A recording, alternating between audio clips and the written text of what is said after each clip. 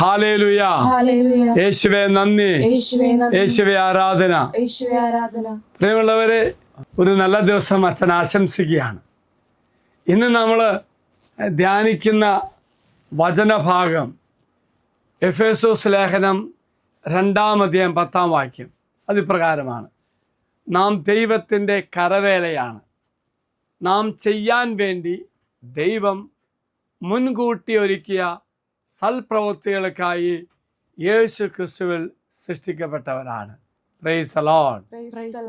വചനം നമുക്ക് ഏറ്റുചൊല്ലി വായിക്കാം. ഒപ്പം നിങ്ങൾക്ക് നോക്കി വചനം വായിക്കാം. ഏറ്റുചൊല്ലി വായിക്കാം.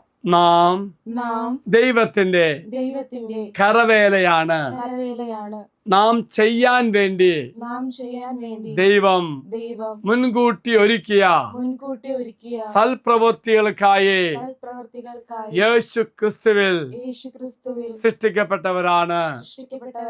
Praise the Lord.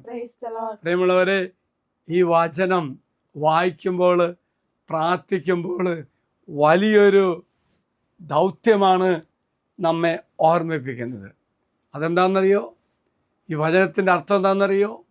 അതായത് ദൈവരാജ്യത്തിന് വേണ്ടി പ്രവർത്തിക്കുവാൻ വേണ്ടിയാണ് നാം സൃഷ്ടിക്കപ്പെട്ടത്. അപ്പോൾ നമ്മെ സൃഷ്ടിച്ചത് ആരാ? നമ്മെ സൃഷ്ടിച്ചത് ദൈവമാണ്. നമ്മൾ ഓരോരുത്തരും ദൈവത്തിൻ്റെ കരവേലയാണ്. അപ്പോൾ എന്നെ സൃഷ്ടിച്ചത് സ്വർഗരാജ്യത്തിന് വേണ്ടി പ്രവർത്തിക്കാൻ തക്ക തരത്തിലാണ്.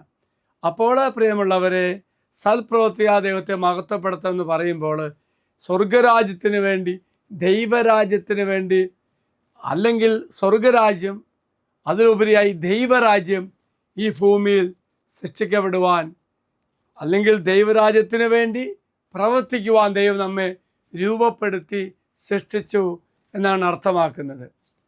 എങ്കിൽ പ്രിയമുള്ളവരെ, നമുക്കിന്ന് പ്രത്യേകം ധ്യാനിക്കാൻ, പ്രാർത്ഥിക്കാം. നാം കണ്ടുമുട്ടുന്ന മക്കൾക്കും, സംസാരിക്കുന്ന മക്കൾക്കും, നാമുമായി ഇടപെടുന്ന എല്ലാ മക്കൾക്കും ഈ ദൈവരാജ്യത്തിൻ്റെ അവസ്ഥ തിരിച്ചറിയുവാൻ തക്ക തരത്തിൽ എന്താണ് ദൈവരാജ്യമെന്ന് ആ മക്കൾ മനസ്സിലാക്കാൻ വേണ്ടി നമുക്ക് ജീവിക്കാം. നമ്മുടെ വാക്കും പ്രവൃത്തിയും എല്ലാം അതുപോലെ ആകണം. തമ്പുരാൻ ആ കാര്യമാണ് ഓർമ്മിപ്പിക്കുന്നത്. നാം സൃഷ്ടിക്കപ്പെട്ടത് ഇതിനു വേണ്ടിയാണ്. ഹല്ലേലൂയ. അപ്പോൾ ദൈവരാജ്യത്തിൻ്റെ പ്രഖ്യാപനം, സ്വർഗരാജ്യത്തിൻ്റെ മുന്നാസ്വാദനത്തിൻ്റെ അവസ്ഥ, അതെല്ലാം എന്നെ കാണുന്ന, എന്നോട് സംസാരിക്കുന്ന, ഞാനുമായി ബന്ധപ്പെട്ട് പ്രവർത്തിക്കുന്ന എല്ലാവർക്കും അനുഭവഭേദ്യമാകുവാൻ വേണ്ടി നമുക്ക് പ്രാർത്ഥിക്കാം. എങ്കിൽ ഈശോ ആഗ്രഹിക്കുന്നത് മാത്രം പറയുന്നു, ഈശോ ആഗ്രഹിക്കുന്നത് മാത്രം ചിന്തിക്കുന്നു. അപ്പുറമായിട്ട് സ്വർഗരാജ്യത്തിന് വേണ്ടി ജീവിക്കുന്ന ഒരു വ്യക്തിയായി നമുക്കിത് മാറാൻ സാധിക്കണം. ദൈവം എല്ലാവരും അനുഗ്രഹിക്കട്ടെ എന്ന് പ്രാർത്ഥിക്കുന്നു. അച്ഛൻ നിങ്ങൾക്ക് വേണ്ടി പ്രാർത്ഥിക്കാം. കർത്താവായ ദൈവമേ, ഒരു പുതു ദിവസം കൂടി അങ്ങ് തന്നതിനൊത്ത് നന്ദി പറയുമ്പോൾ, ഞങ്ങൾ ദൈവത്തിൻ്റെ കരവേലയാണെന്നും സൃഷ്ടിക്കപ്പെട്ട വ്യക്തിയാണെന്നും ഞങ്ങൾ സൃഷ്ടിക്കപ്പെട്ടത് സ്വർഗരാജ്യത്തിന് വേണ്ടിയാണ് എന്ന ബോധ്യത്തോടെ ജീവിക്കുവാൻ കർത്താവെ ഞങ്ങളെ സഹായിക്കണമേ. അമ്മേ മാതാവേ, ഞങ്ങൾക്ക് വേണ്ടി മാധ്യസ്ഥം പ്രാർത്ഥിക്കണമേ. നമ്മുടെ കർത്താവായ ശമിശാകൃപയും പിതാവായ ദൈവത്തിൻ്റെ സ്നേഹവും പരിശുദ്ധാത്മാവിൻ്റെ സഹവാസം കൂടി ഉണ്ടായിരിക്കട്ടെ, ഇപ്പോഴും എപ്പോഴും എന്നേക്കും. ഒരു നല്ല ദിവസം എല്ലാവർക്കും ആശംസിക്കുന്നു.